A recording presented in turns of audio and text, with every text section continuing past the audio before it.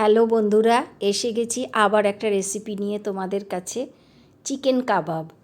এখন সবাই তেল কম খেতে খুব পছন্দ করে, খুব একটা বেশি তেল কেউ খেতে চায় না, আমার বাড়িতেও তাই এইভাবে আমি এটা বানিয়ে নিচ্ছি।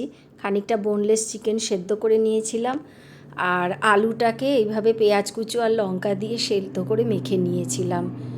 এইবার এই আলু সেদ্ধ আর বোনলেস চিকেনটাও সেদ্ধ করা আছে।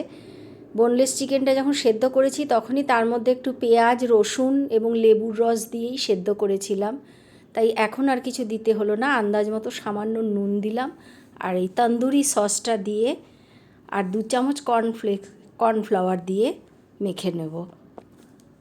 এই যে তন্দুরি সসটা দিচ্ছি। মোটামুটি আমার এই চিকেনটা হচ্ছে 250 গ্রাম মতো, সেখানে আমি 2 চামচ মতন তন্দুরি সস আর 2 চামচ কর্নফ্লাওয়ার দিয়েছিলাম। দিয়ে এবার এটাকে খুব ভালোভাবে মেখে নিচ্ছি। বাইন্ডিংয়ের জন্য 2 চামচই যথেষ্ট, কর্নফ্লাওয়ার বেশি দরকার নেই, তাহলে সফটনেসটা আসবে না। এই যে এইভাবে চিকেনটা মেখে নিয়েছি। এইবারে একটা ননস্টিক প্যানে 1 চামচ মতন ঘি দিয়েছি। এই যে দেখো, ছোটো টিস্পুনে।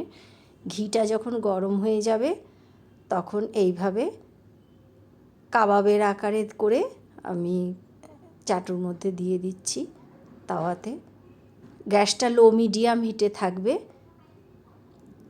এবং এইভাবে আমি সমস্ত ছেড়ে দিচ্ছি।